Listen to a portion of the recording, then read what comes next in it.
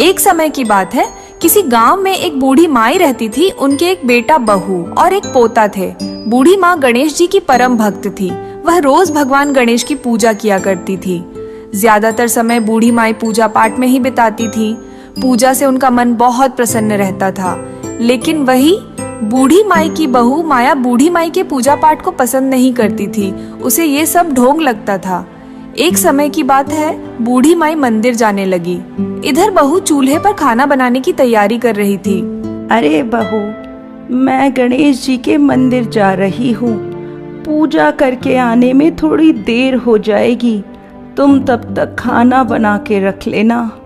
ये बुढ़िया पूजा के नाम पर बस घूमती रहती है और घर का काम करने में इसे बहुत आफत आती है। माया खाना बना ही रही होती है कि तभी सोनू खेलते हुए वहां आ गया। उसने चूल्हे से जलती हुई लकड़ी निकाल ली, जिससे उसके कपड़ों में आग लग गई। बहू दौड़ कर आई और आग को बुझाने लगी। तब तक बच्चा बहुत जल गया था। थोड़ी देर बाद बूढ़ी माई मंदिर से आई। उन्होंने देखा कि आज तो रसोई में बहू ने झाड़ू तक नहीं लगाई, ना ही खाना बना था। अरे बहू, ये क्या, इतनी देर हो गई, अभी तक खाना नहीं बना। बहू, ये सोनू को क्या हो गया? हे गणेश जी महाराज, ये क्या हो गया? माँ जी, आप वहीं रुकिए। आप मेरे बेटे से दूर ही रहिए। क्या हुआ बहू, तू ऐसा क्यों बोल रही है? ठीक ही तो कह रही हूँ। आपकी वजह से ये सब हुआ है। आपको तो बस पूजा पाठ से मतलब है और किसी से नहीं है। अब तक आपको क्या फल दे दिया आपकी इस पूजा ने? क्या आपके भगवान मेरे बेटे को ठीक कर देंगे? आप जाइए यहाँ से। बूढ़ी माई को माया की बात से बहुत ठेस पहुंचती है। बूढ़ी माई रोते हुए वहां से चली जाती है और भगवान गणेश के पास बैठकर रोने लगती है। फिर शाम को बूढ़ी माई का बेटा राजू आता है। तब माया उससे बूढ़ी माई की शिकायत करने लगती है। सुनो जी, अब इस घर में या तो आपकी माँ रहेगी या फिर मैं। क्या हुआ माया, ऐसा क्यों बोल रही हो? आपको सोनू की हालत दिखाई नहीं दे रही? सब आपकी माँ के कारण हुआ है। उन्हें घर का एक काम नहीं करना होता। मैं कितना काम करूं, कितना ध्यान दूं? उन्होंने तो बस एक पूजा का ढोंग बना रखा है। दिन भर पूजा करती रहती है, ऊपर से मुझसे फरमाइशें करती है। बहू, आज भोग के लिए ये बना दे, आज भोग के लिए वो बना दे। या तो आप अपनी माँ को इस घर से बाहर निकालो या मैं अपने बेटे को लेकर यहाँ से चली जाऊंगी। अब मैं इस घर में आपकी माँ के साथ और नहीं रह सकती। पर मैं माँ को इस उम्र में घर से बाहर कैसे निकालूं? मैं कुछ नहीं जानती। मैं अब आपकी माँ के साथ इस घर में नहीं रहूंगी। अच्छा, रुको, मैं कुछ उपाय सोचता हूँ। अब तो बूढ़ी माई का बेटा चिंता में पड़ जाता है। बहुत सोच विचार करके वह अपनी माँ को निकालने को तैयार हो जाता है और माँ के पास जाता है और कहता है, बेटा, तू आ गया? अब सोनू कैसा है? माँ, वो तो अब ठीक है। बेटा, देख ना, बहू को समझा। वो मुझे सुबह से उल्टा सीधा बोल रही है। माँ, आप एक काम करो, आप मामा के यहाँ कुछ दिन के लिए घूमने चली जाओ। जब माया का मन शांत होगा तो वापस आ जाना।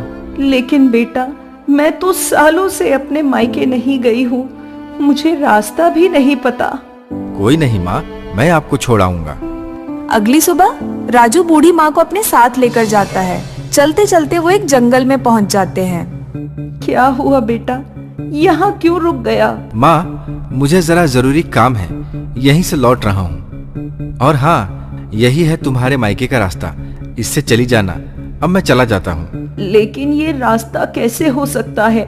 मेरे मायके के रास्ते में जंगल तो आता ही नहीं है। अरे माँ, आपको गए कई साल हो गए हैं ना, इसलिए आपको मालूम नहीं। तब यहाँ जंगल नहीं था, अब जंगल लग गया है। अब मैं चलता हूँ माँ। लड़का वहाँ से चला जाता है। बूढ़ी माई रास्ते पर चलने लगती है और चलते चलते बहुत दूर पहुँच जाती है।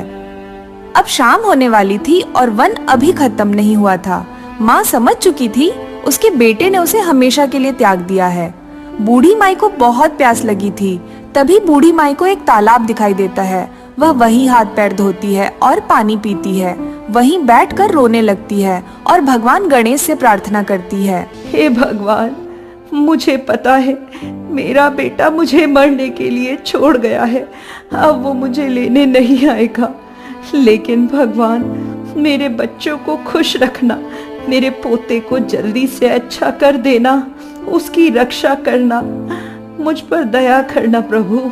ऐसा कहकर वो वहीं आंखें बंद करके भगवान गणेश की आराधना करने लगी। बूढ़ी माई ने सोच लिया था कि अब वो वहीं अपने प्राण त्याग देंगी। तभी उसे एक बालक की मधुर सी आवाज आई। जब उसने आंखें खोली तो देखती है कि एक छोटा बालक उसके सामने बैठा था। माई, क्या आप पूजा कर रही थी? हाँ बेटा, पूजा कर रही थी। दिन भर पूजा नहीं कर पाई तो सोचा अभी कर लेती हूँ। माई, मुझे प्रसाद नहीं दोगी? बेटा, मेरे पास प्रसाद तो है नहीं, मैं तुम्हें क्या दूं? माई, कुछ नहीं है तो ये पत्ते ही दे दो। ठीक है, मैं अभी पत्ते तोड़कर लाती हूँ। बूढ़ी माई पत्ते तोड़ कर लाए और बालक के सामने रख दिया। भगवान की कृपा से बालक ने उन जंगली पत्तों को स्वादिष्ट भोग में बदल दिया। ये देख बूढ़ी माई के आश्चर्य का ठिकाना न रहा।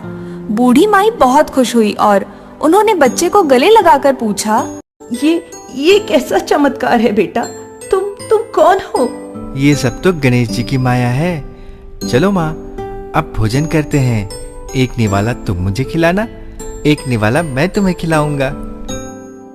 माँ जी, आप यहीं रहिए, यहाँ से कहीं मत जाना। रात हो चुकी है, आगे जाओगी तो जंगली जानवर तुम्हें नुकसान पहुंचा सकते हैं। बालक की बात मानकर बूढ़ी माई वहीं रुक गई और वहीं एक पेड़ के नीचे सो गई। सुबह जब बूढ़ी माई की आंख खुली तो देखती है कि वहाँ बहुत ही सुंदर घर बना है, जहाँ किसी चीज की कोई कमी नहीं है। जब वह बाहर निकली तो देखा वहाँ भगवान गणेश का मंदिर भी था। ये देख बूढ़ी माई बहुत खुश हुई। फिर क्या, बूढ़ी माई ने स्नान किया और भगवान गणेश की पूजा करने लगी और उसी घर में खुशी खुशी रहने लगी। उसे वहाँ किसी चीज की कमी न थी। इस बात को सालों बीत गए। इधर बूढ़ी माई के बेटे के घर में उनके जाते ही कुछ भी नहीं बचा। सब धन संपत्ति नष्ट हो गई। बेटा बहुत गरीब हो गया, यहाँ तक कि उन्हें अपना घर तक बेचने की नौबत आ गई। सुनो जी, घर में अन्न का एक दाना भी नहीं है। सोनू भूख से तड़प रहा है। अब इस गांव में हमारा गुजारा बहुत मुश्किल है। क्यों ना हम ये गांव छोड़कर शहर चले जाएं?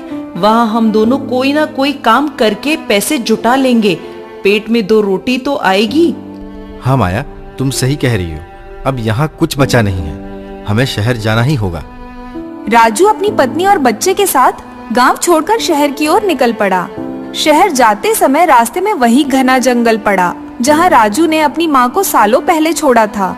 आज ऐसा दिन आ गया था कि वो खुद अपना घर छोड़कर परिवार के साथ दर दर भटक रहा था। चलते चलते काफी देर हो गई थी। उन्हें बहुत जोरों की भूख लगी थी। तभी उन्हें वन के बीच में एक सुंदर सा घर दिखा। वो घर किसी और का नहीं, बूढ़ी माई का था। सुनिए ना, बहुत जोरों की भूख लगी है। वो देखिए, वहाँ एक बड़ा सा घर दिखाई पड़ता है। चलिए उस घर से कुछ खाने को मांग लेते हैं। वहाँ जरूर कुछ न कुछ मिल ही जाएगा। ये सोचकर राजू, माया और उसका बेटा तीनों बूढ़ी माई का घर का दरवाजा खटखटाते हैं। बूढ़ी माई ने दरवाजा खोलती है तो उन्हें जरा भी देर नहीं लगती पहचानने में कि वो उन्हीं का परिवार है। अपनी माँ को इतने बड़े घर में जीवित देख दोनों हैरान रह जाते हैं। अरे माँ, आप यहाँ? क्या आप इस घर के मालिक को जानती हैं? नहीं बेटा, ये घर मेरा ही है। मैं ही घर की मालकिन हूँ। आप? लेकिन इतने बड़े घर की आप मालकिन कैसे बन गई? मैंने कहाँ कुछ किया, ये तो सब गणेश जी की कृपा से हुआ है। सब उन्होंने ही मुझे दान में दिया है। क्या करूं, मेरी औलाद ने तो मुझे मरने के लिए इस जंगल में छोड़ दिया था, लेकिन गणेश जी ने मुझे संभाल लिया। वो एक बालक के रूप में आए और उन्होंने मुझे ये सब दे दिया। माँ, हमें क्षमा कर दो। मैंने आपको घर से निकालकर बहुत बड़ा पाप किया था और शायद उसी पाप की सजा हमें मिल रही है। मैं अपने परिवार के साथ सड़क पर आ चुका हूँ। न बारिश से बचने के लिए हमारे पास छत है, न पेट भरने के लिए खाना। हाँ माँ जी, मुझे माफ कर दीजिए। मैं आपको, आपकी पूजा को बहुत कुछ बोलती थी। शायद इसी का फल अब हम भोग रहे हैं। नहीं नहीं बेटा, मैं तो माँ हूँ, मैं तो क्षमा कर ही दूंगी, लेकिन तुम्हारी नियति तुम्हें क्षमा नहीं करेगी और उसी का परिणाम तुम लोग भुगत रहे हो। और मुझे लगता है कि अब तुम्हें अपनी गलती का पछतावा हो चुका है। और इसी क्षण के लिए ही गणेश जी ने मुझे जीवित रखा था। मैं ये सब धन संपत्ति का क्या करूंगी? ये सब तुम्हारा ही है। वैसे भी मेरा समय तो अब पूरा हो चुका, इस लोक को छोड़कर परलोक जाने का।